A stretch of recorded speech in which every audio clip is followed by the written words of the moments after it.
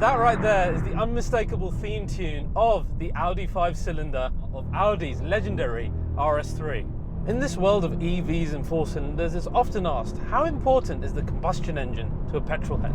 And if the huge success of the RS3 is anything to go by, then it's very, very important to you and me. Welcome back to RBR, guys, and to the facelift of the new RS3, which doesn't seem to bring much on paper, but the changes made to it have allowed it to smash the M2's Nürburgring record by 6 seconds. It also now looks more like a squashed RS6 than it ever has before, but track and ring times only tell you so much. How much has really changed under the skin? Can we feel it? Will a pre-facelift owner want to trade up? Let's explore all of this and more today on the latest review episode on RBR of the new RS3 Sportback.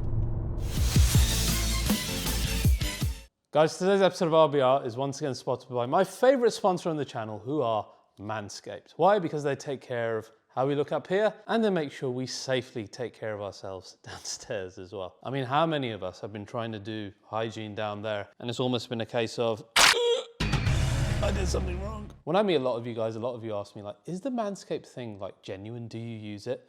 And then I show a picture of my heavily used beard hedger, which I absolutely cannot live without. And then they're like, okay, damn, yeah, you do use this a lot. And today, guys, we've got the absolute best combo and discount, which is stacked. So we've got a discount going on manscaped.com anyway, and the RBR discount is going to get you a massive saving on the beard and balls combo. And that's exactly what it sounds like. It takes care of your beard, like this perfect finish that I have here every single time, and your hygiene down below. We start with the Lawnmower 5.0, which is their latest in manscaping products. And the great thing about this one, it's got 2 interchangeable heads. So you've got your trimmer blade for the precision and the longer hairs, and then the foil blade to give it that baby skin final finish. And of course, it's got their patented skin safe technology to keep you safe down there, and you can even use it in the wet as well. And then probably the best feature, the LED light with 2 light temperatures. That allows you to light things up down there and make sure you're doing things properly. Then, my favorite product, the beard hedger. This is what keeps my beard looking perfect. Every time I'm filming, whenever I'm going out, it's flawless. And it comes with 20 different length options on this scroll wheel here, and it gets it perfect every single time. I've never used a product like this that gets it right so consistently, but then has been working for years for me as well, flawlessly. It's got USB-C charging, just as our Lawnmower 5.0 has as well, so no other silly cables, just your USB-C cable will charge it. You've got your battery indicator LED on there as well, and it runs for 60 minutes, and just like its counterpart, you can use it in the water as well. So, guys, this is the absolute best time to buy this bundle. So whether you're smartening yourself upstairs or downstairs, get the beard and balls bundle. And like I said, when you use our RBR discount, you get an extra 20% off the already discounted price, and they do free international shipping for you guys as well. So use the link below, use our code RBR, and you will get 20% off and free international shipping. Huge thanks to Manscaped for supporting so many of our episodes, and to you guys for supporting our sponsors. Let's get back to the car. If there's one thing that Audi Sport does consistently better than its rivals, it's how gorgeous their cars look. And this new facelift of the RS3 only reaffirms that fact. I mean, you are never mistaking this for a standard S3, which often happens in this side of the market where the top level hot hatches don't look that different. This has got a whole unique body. But of course the previous car did as well. Yet when you compare it to the previous car, this still looks that much meatier in the facelift, particularly in this beautiful progressive red shade, which is a new color. And you can really see a lot of kind of the RS6 performance DNA coming into particularly what is a much more aggressive front end. I think it looks amazing. And the rear looks even better with a lot of little design features that I think we're going to see a lot more going into the future in Audi Sport cars. So let's start off by looking at the front. Now you've got a whole new grille here, which it's wider, it's kind of lower, a bit more compact, but bigger. And the way that it's been set up with the side blades on the air intakes here, which are finished in carbon in our Vorsprung car, it just makes the car look wider than it did before, even though it's the same size. It's all a visual trick here, but it's very effective in making this car that already has a unique body versus the normal S3 look even more bespoke. The Audi logo sits within the grille now, which has got these new diamond shapes, and our lower front splitter is all one large piece spanning from one side to the other, again helping with that visual kind of widening of the car. Now of course we've got redesigned lights here with new daytime running lights that have 4 different designs that you can choose from, then of course wind up at the checkered flag. So absolutely love the front end. The wheels we have today are the multi-spoke silvers, which are probably the best looking ones I think you can get, because the black wheels, you lose the size and the dimensions of the wheel, I think, optically, and then the lesser spoke ones look even smaller. So these are probably the best to go for. Then of course that lovely open vent behind our front wheel arch, which now you even see in things like the RS6 GT and the RS e-tron GT, really setting again the RS3 apart visually, having this unique body. You'll notice on our Vorsprung car, lots of carbon with us on the front intakes, our mirrors, side sills, and then we come to the rear. Now this version of the hatchback is different to the one we saw at launch because it has the lovely carbon spoiler on the top, which then matches really well with the best part, I think, of the design of this car, which is our rear diffuser. So you've got those massive, typical Audi Sport exhausts covered with the black frame and the carbon of the Vorsprung around it. And then in between that, this new element that they're starting to bring in all Audi Sport cars, which is a vertical red reflector inspired by motorsport. And I think, again, you'll see that across cars going in the future. But that lovely carbon wing that you get in the carbon and the Vorsprung edition just really makes this look nice. It's not too in your face, but it's just bespoke enough to match the rest of the bespoke body. And overall, what a great looking hot hatch. So that's the design, and of course this car is going to look wildly different depending on how you spec it, like we saw with the Kyalami Green car that we had at the launch. So that's design. Next, performance, and the engine is still that epic 2.5 litre 5-cylinder TFSI 12453 firing sequence engine. It's a thing of beauty, and like we said, has always set the RS3 apart as something totally different in class. Yet here, really unchanged. The same performance figures in terms of 400 PS, 0-60 of 3.8 seconds. We have got a top speed of 180 miles per hour, which is very impressive, but basically unmassaged. But what has been massaged is the exhaust system, where the flap control has been changed between 2,200 and 3,500 revs to give it a more powerful sound, as we saw when we went out. But I also want to show you the RS Performance exhaust startup, which has an emotional start mode, and I'll show you that in a second. The gearbox is pretty much unchanged with the 7-speed, though with some revised software. And then of course we have the famous RS Torque Splitter on the rear, which enables the rear-wheel drive. And here the drift mode has been improved to react more to steering angle rather than power. And the other great improvement has been on steering feel, where the car's dynamic brain has had software updates in its algorithm in order to apply little brake increments in order to reduce the feeling of understeer and improve steering feel. So we'll see if that's the case when we go out later. All RS3s get the RS suspension, which lowers the car by 10 millimeters and gives it that lovely stance. However, our Vorsprung today has an option above with the adaptive suspension. So this will give us better breadth of ability in both comfort and in dynamic, and we will see that later on. Now, all of these changes have allowed the RS3 to smash the M2's Nürburgring record in the facelift by almost 6 seconds, thanks to Audi development driver Frank Stippler with an amazing drive of the sedan saloon on the Nürburgring. So these changes, not small, with such a big difference with the final performance. And finally, in terms of variants available, of course, you've got the hatchback and the saloon, but you also have 3 different editions in the UK. One is the standard car starting at 60,000. We have the carbon black that sits in the middle, and then the carbon Vorsprung that we are driving today at around about 69k. So the price, quite high for a hot hatch. It's gone up by about 3,000 from the pre-facelift. And I do worry that the Vorsprung is probably the one to have, but we'll discuss that in a minute. Now, as promised, let me show you what this 5-cylinder sounds like. Our Vorsprung edition gets the RS Sports exhaust option, which is great. So this is the best that it's gonna sound. And Audi Sport have also engineered in a more emotional startup. And all you need to do to activate it is either go into the RS or the performance mode. So we're gonna go into performance. You just turn the car on and then you will get the louder startup. I give it a bit of a blip on revs as well, and then you get some nice pops and bangs. Have a listen to this.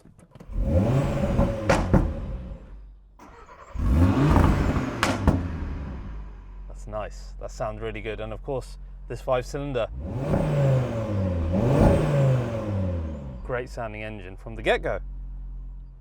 So epic, and it adds so much to living daily with a car like this. Now, this particular option of a more emotional start is something that their main rival AMG has slowly phased out recently. So again, it's another nail in the coffin of the A45, particularly in terms of emotion versus the RS3. Now in terms of the facelift updates inside, most noticeable first of all is the brand new steering wheel, which is flat topped and flat bottomed. There's things that I like about it, there's things that I don't like about it. First, the stuff that I like are these buttons here for the performance modes. First, you've got the flag button on the left, which takes you straight into performance, which then of course you can edit in here, and you've got a number of different options in terms of suspension, steering and ESC for that mode. Then you can go into RS individual, which has actually even more options because this is the main individual mode. From the torque splitter, drive system, suspension, engine sound, everything can be edited in here.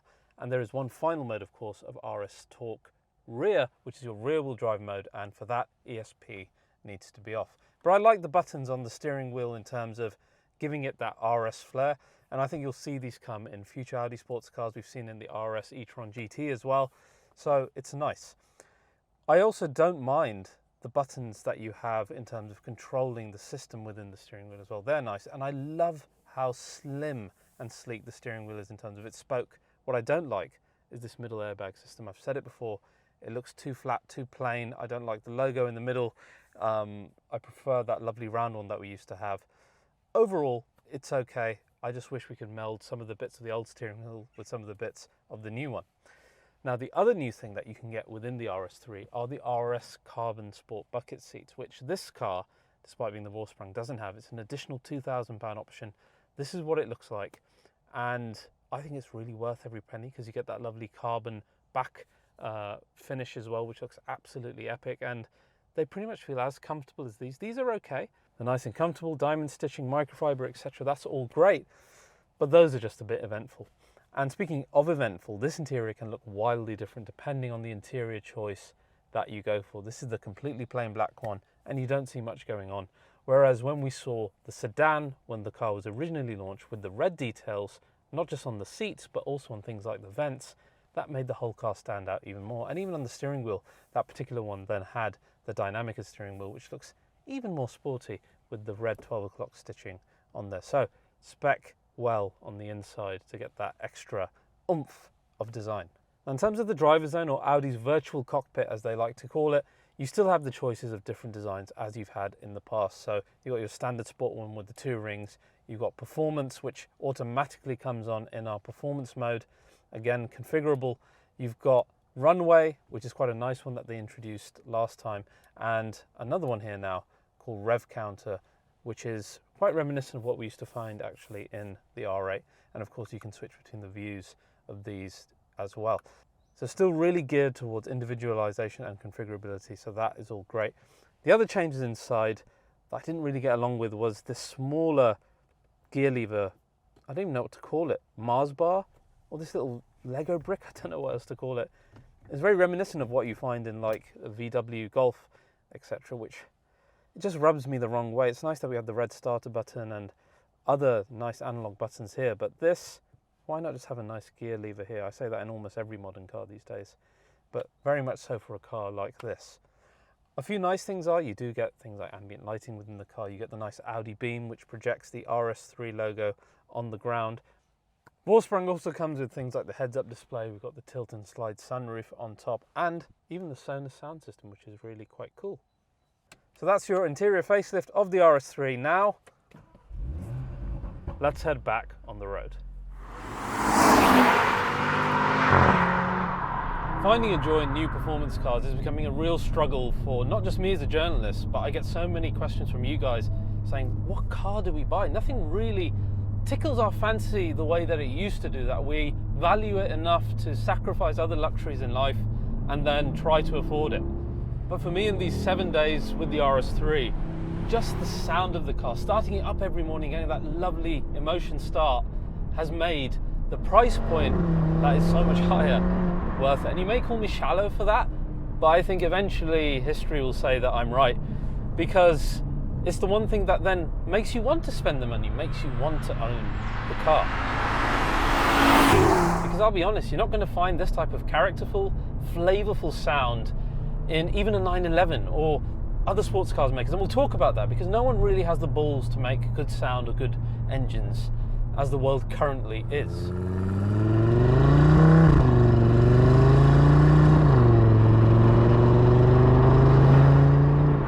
And the engine in cylinder sound truly is a highlight. It's that much of a highlight. It's as deep as and grumbly as any hot hatch could ever get without, you know, installing a V6 or a V8 or something. And I absolutely love it.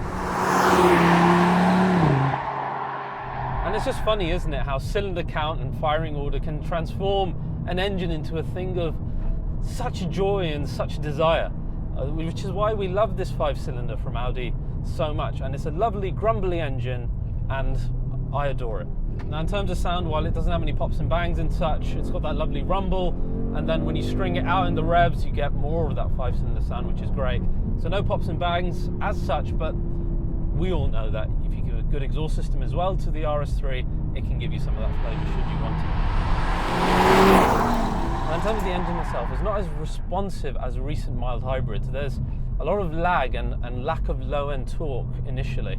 But when you get it into the higher modes, it does start responding well once you get going. It's just that initial hesitation which can be a little bit jarring.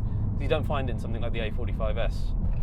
And when you get going, it starts to respond better than throttle inputs, but it really all comes together thanks to its partner, which is the gearbox. This gearbox shifts really well. It shifts so much better than what I remember the pre-facelift being. Whether that's up, whether that's down, this is a worthy partner of a fantastic engine, and it's half the reason why you will end up having so much fun with the engine, because the gearbox is so quick to respond. Right, let's do the launch control and see what the new RS3 can do.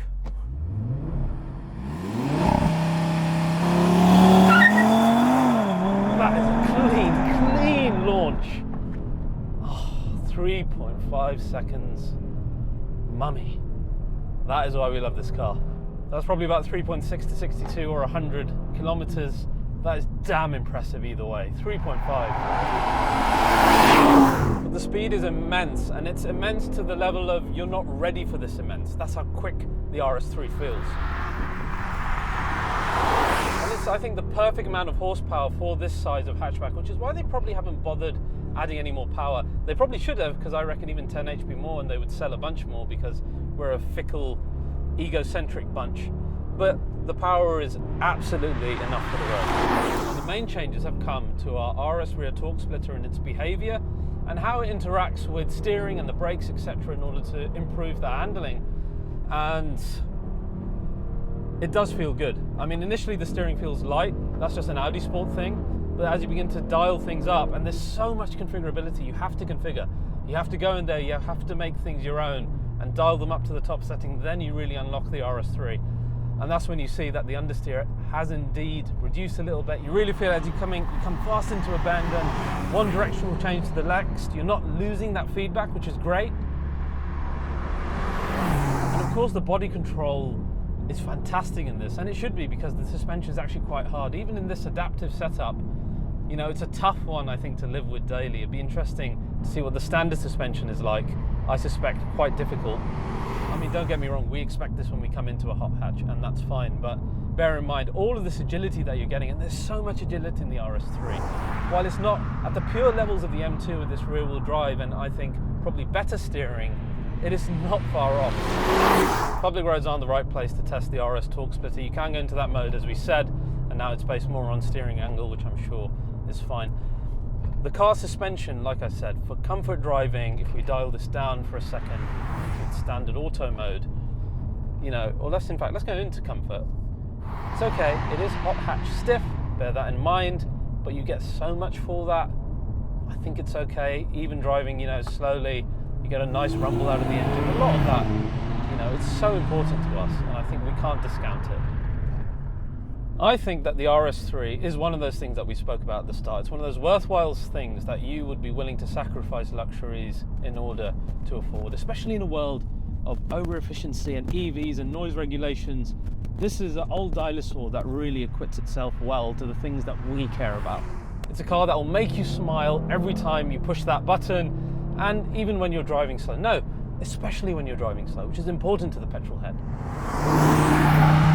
Now, don't get me wrong, in terms of versus the pre-facelift, I don't think that those owners need to trade up, but what I am saying is I think this car sits fine where it is in the world that we live in. And the fact is, in terms of characterful engines with good sound, there's nothing else really out there you know, even close to this, I get it, it's 69 grand, but you know, you even go to a 911, you look at any big BMW M car like the M3, the M4, etc. They haven't got the sound that this car has. They cannot ignite that spark within us that the cars of old did. This car still can.